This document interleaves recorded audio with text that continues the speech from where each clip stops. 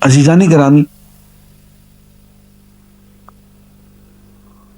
نبوت کا اہم فائدہ یہ ہے کہ انسان جو تشکیک میں اور لا ادریت میں مبتلا تھا، اس کو یقین کی دولت مل گئی۔ اب اس کے سامنے واضح منزل ہے، اس منزل تک پہنچنے کا راستہ ہے، طریق ہے، اس کو وہ اپناتا ہے، اور اس منزل تک پہنچنے کے لیے وہ ہر قربانی کرنے کو تیار ہے، اوروں کو ساتھ لے جانے کو تیار ہے، اوروں کے ساتھ محبت کر رہا ہے، ان کے لیے بھی قربانی کر رہا ہے۔ اس اعتبار سے نبوت انسان کی سب سے بڑی ضرورت ہے۔ اللہ تعالیٰ نے اس ضرورت کو پورا کیا۔ میں نے عرض کیا تھا کہ جس طرح سے اس دنیا میں بے شمار نعمتیں ہیں انسان کے جسم کے لیے، کھانے کی بے شمار نعمتیں، لباس ہزاروں طرح کے، مکانات سینکڑوں طرح کے، لیکن انسان صرف جسم ہی تو نہیں ہے۔ جسم تو سواری ہے، اصل سوار تو روح ہے۔ جسم تو لباس ہے، اصل تو انسان کی روح ہے۔ تو وہ ذات جس نے جسمانی نعمتیں بے حد و حساب بنائی، تو کیا روحانی نعمتوں کو سمجھانے اور سجھانے کے لیے اس نے کوئی بندوبست نہیں کیا ہوگا؟ روحانی نعمتوں کو سجھانے کے لیے اس نے اللہ کے نبی بھیجے۔ مسند احمد میں ایک حدیث ہے، اس میں یہ ارشاد ہے کہ حضور اکرم صلی اللہ علیہ وسلم نے ارشاد فرمایا کہ اللہ تعالیٰ نے اس دنیا میں 1,24,000 کے قریب انبیاء بھیجے، 315 رسول بھیجے۔ رسول وہ ہوتے ہیں جو کتاب لے کے آئے، مصحف۔ ان میں سے 25 کا ذکر قرآن مجید میں ہے، اور پھر ان میں سے 5 اولو العزم ہیں، حضرت نوح، حضرت ابراہیم، حضرت موسیٰ، حضرت عیسیٰ اور حضور اکرم علیہم صلوات اللہ تعالی اجمعین۔ یہ اولو العزم رسول ہے، اور ان میں ایک حضور اکرم صلی اللہ علیہ وسلم ہے جو خاتم النبیین ہے، افضل البشر ہے، اور سید ولد آدم ہے۔ عزیزان گرامی، یہ جتنے انبیاء ہیں یہ سب راستے ہیں اس منزل کی طرف جسے ہم اللہ کہتے ہیں۔ اللہ کی ذات گرامی منزل ہے، اور نبی کی ذات گرامی اس منزل کو راستہ ہے۔ مجھ سے کسی نے پوچھا کہ کس سے زیادہ محبت کی جائے، اللہ سے یا نبی سے؟ میں نے کہا اللہ کے بندے، دونوں میں فرق کیسے کرے گا؟ منزل کی طرف دھیان دے گا تو راستے کی طرف دھیان خود بخود ہو جائے گا، راستے کو زیادہ دھیان دے گا تو منزل کی طرف خود بخود لپکے گا۔ ان دونوں میں کہاں فرق کر سکتے ہو؟ یہ دونوں کی محبت ایک ہی چیز کی محبت ہے۔ راستے کی محبت منزل کو پہنچاتی ہے، منزل کی محبت راستے پہ چلاتی ہے۔ قرآن مجید میں کہا گیا قُلْ إِن كُنتُمْ تُحِبُّونَ اللَّهَ فَاتَّبِعُونِي يُحْبِبْكُمُ اللَّهُ۔ اے نبی ان سے کہہ دو اگر تم سچ مچ اللہ سے محبت کرتے ہو، فَاتَّبِعُونِي، میرا اتباع کرو، میرے پیچھے پیچھے چلے آؤ، میرے نقش قدم پہ چلو، میری پوری زندگی کو اختیار کر لو، میری ناپسند کو ناپسند بنا دو، میری پسند کو پسند بنا لو، میری ایک ایک ادا پہ مر مٹو، میری پوری زندگی کو اختیار کر لو، تو اللہ بھی تم سے پیار کرے گا۔ معلوم یہ ہوا کہ اللہ کی محبت کا حصول اتباع نبی سے ممکن ہے۔ یہ تمام انبیاء، اس کی مثال مولانا جلال الدین رومی نے بہت خوبصورت دی۔ وہ فرماتے ہیں کہ ایک چونٹی تھی، اسے یہ خواہش پیدا ہوئی کہ اللہ کے گھر بیت اللہ کعبہ میں پہنچے. بیچاری چیونٹی کعبہ میں کیسے جائیں؟ راستے میں دریا ہیں، سمندر ہیں، کھائیاں ہیں، پہاڑ ہیں، غاریں ہیں. چیونٹی بیچاری چلنا شروع کر دے تو کعبے تک کیسے پہنچے؟ اسے کسی نے کہا کہ یہ حرم کا کبوتر بیٹھا ہوا ہے، اس کبوتر کے پاؤں کو ذرا مضبوطی سے پکڑ لے. تو جو ہی حرم کے کبوتر نے پرواز کی اور وہ حرم پہ جا کے بیٹھا، چیونٹی بھی حرم میں پہنچ گئی. عزیزان گرامی، اس کو اتباع کہتے ہیں. مولانا کہتے ہیں کہ بود مورے ہوس داشت کہ در کعبہ رسد، دست بر پائے کبوتر زد و ناگاہ رسید. چونٹی تھی، دل میں خواہش پیدا ہوئی کہ کعبے میں پہنچے. حرم کے کبوتر کے پاؤں کو اس نے مضبوطی سے تھام لیا اور ناگاہ بیت اللہ میں پہنچ گئی. اسے اتباع کہتے ہیں کہ عقل قرما کن بپیش مصطفیٰ. اپنی پوری زندگی کو، اپنی سوچ کو، فکر کو، جذبات کو محمد الرسول اللہ صلی اللہ علیہ وسلم کے قدموں میں ڈھیر کر دو. اپنی ذات کو حضور کی ذات میں فنا کر دو. حضور اکرم صلی اللہ علیہ وسلم کی زندگی کو اپنی پوری زندگی پہ حاوی اور محیط کر لو. اسے اتباع کہتے ہیں، اور یہ اتباع اللہ تک پہنچنے کا راستہ ہے. میں عرض کر رہا تھا عزیزان گرامی کہ یہ جتنے بھی انبیاء ہیں یہ راستے ہیں اللہ تک پہنچنے کے. یہ حرم کے کبوتر ہیں حرم تک پہنچانے والے. ایک ہی اڑان میں حرم اور درمیان کی ساری کھائیاں، سارے دریا، ساری ندیاں، ساری اونچ نیچ سب برابر، پلک جھپک میں وہ وہاں پہنچ جاتے اور اپنے ساتھ چلنے والوں کو بھی پہنچا دیتے.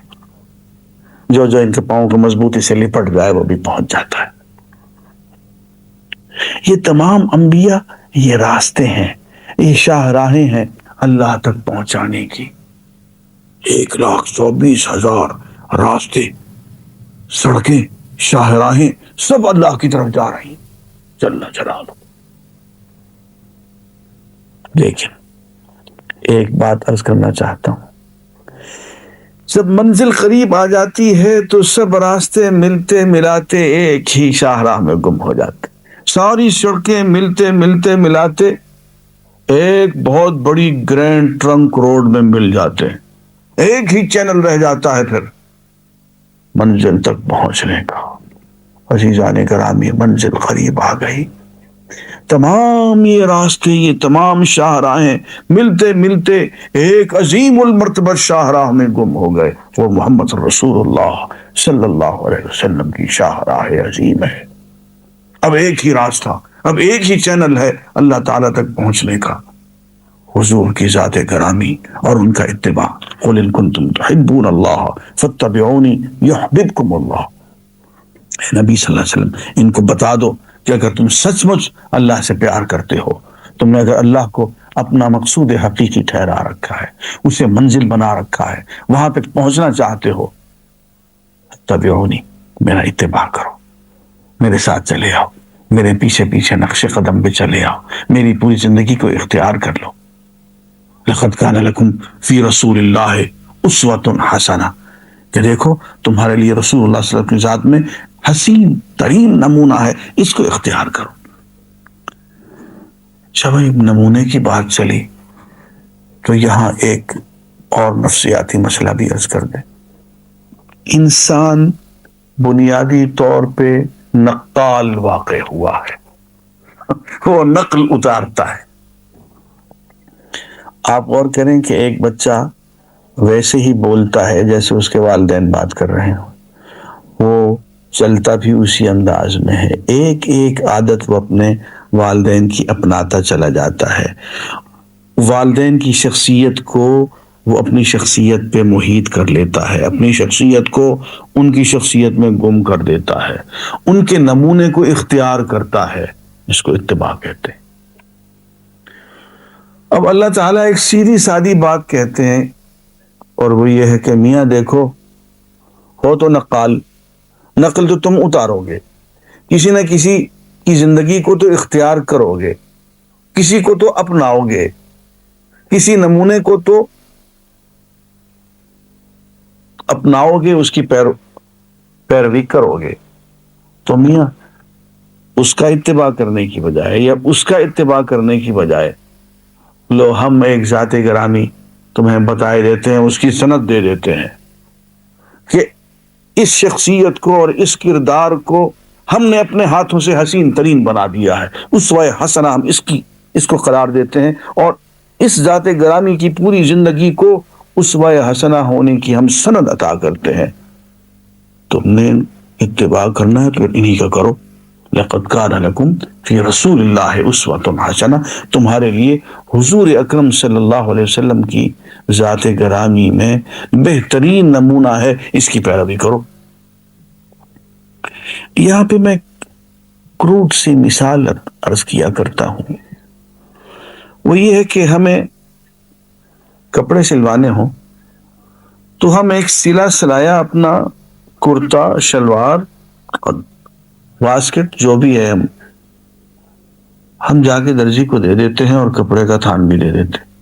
تم ایسے 3-4 جوڑے ہمیں بالکل ایسے ہی بازو ہوں، ایسے ہی بٹن ہوں، ایسے ہی کالر ہوں، یہی ناپ ہو، بالکل اتنی لمبائی، اتنی چوڑائی، سب کچھ یہی۔ ایک نمونہ ہم اس کو دے دیتے ہیں، ایک اسوہ اس کو دے دیتے ہیں کہ یہ دیکھو ہمیں اس طرح کا جوڑا چاہیے، ایسی قمیص، ایسا کرتا، ایسی ہی شلوار، ایسی ہی بو شرٹ، ایسی ہی واسکٹ، پینٹ، جو بھی ہے۔ اب درزی صاحب بہادر جو ہیں وہ ہمارے دیے ہوئے نمونے پہ تو سلائی نہیں فرماتے، اور اپنی مرضی سے اپنے ناپ کی اور اپنی لمبائی بھی اپنی مرضی کی اور چوڑائی بھی اپنی مرضی کی اور کاج بھی اپنی مرضی کی، کالر بھی اپنی مرضی کی، اپنی پسند کے وہ لا کے سی کے 5 جوڑے ہمارے سامنے پیش کرنے لے چاہ دیجیے۔ اب جو پہنتے ہیں تو قمیص یہاں پھنستی ہے، شلوار وہاں پھنستی ہے، ہم کہیں گے میاں بات سنو، جو ہم نے تمہیں نمونہ دیا تھا تم نے اس نمونے کے مطابق یہ کپڑے نہیں سیے ہیں، مہربانی کر کے یہ کپڑے تو اپنے واپس لے جاؤ، اور وہ جو تھان ہم نے دیا تھا تمہیں کپڑوں کا وہ ہمیں لوٹا دو۔ عزیزان گرامی، آخرت میں بس یہی سوال جواب ہوگا۔ آخرت کا حساب صرف اتنا سا ہے کہ اے انسان، میں نے تجھے دنیا کی ہر نعمت بطور امانت کے دی تھی، عقل، جذبات، قوا، صلاحیتیں، سب، مال، اولاد، اقتدار، یہ ساری نعمتیں ہم نے تمہیں دی تھی، یہ کہہ کے کہ دیکھو ان ساری نعمتوں کو بالکل اس طرح سے استعمال کرنا ہے جیسے محمد الرسول اللہ صلی اللہ علیہ وسلم نے کر کے دکھایا، یہ نمونہ ہے۔ اقتدار میں آنا ہے تو اس طرح سے جیسے محمد رسول اللہ ہے، اور اقتدار کو سنبھالنا ہے اور اس کو نبھانا ہے ہیڈ آف دی اسٹیٹ کی حیثیت سے تو ایسے جیسے محمد رسول اللہ نے کر کے دکھایا۔ تاجر، استاد، ملازم، جو بھی کام کرتے ہو، والد، شوہر، ہمسایہ، دوست، محبوب، زندگی کا جو بھی رنگ، ہر طرح سے ہم نے یہ نمونہ تمہیں دیا ہے۔ ہر چیز میں تم کو یہ نمونہ اختیار کرنا تھا، جہاں جہاں تم نے یہ نمونہ اختیار کیا وہ تو ہے ٹھیک، اور باقی سب کا سب منہ پہ مار دیا جائے گا۔ اصل حساب اتنا ہے کہ کیا پوری کی پوری زندگی محمد رسول اللہ صلی اللہ علیہ وسلم کے دھب پہ گزار کے آئے ہو یا نہیں۔ اور یہی وہ بات ہے جسے علامہ رحمۃ اللہ علیہ کہتے ہیں کہ بمصطفیٰ برساں خیشرا یہ دین ہمہ اوست اگر بؤنا رسیدی، تمام بولا حبیست کہ اپنے آپ کو محمد رسول اللہ صلی اللہ علیہ وسلم تک پہنچا دو، ان کی زندگی کو اپنا لو کہ دین ہمہ اوست، کہ سارے کا سارا دین آپ کی ذات گرامی ہے، ان کا اتباع ہے۔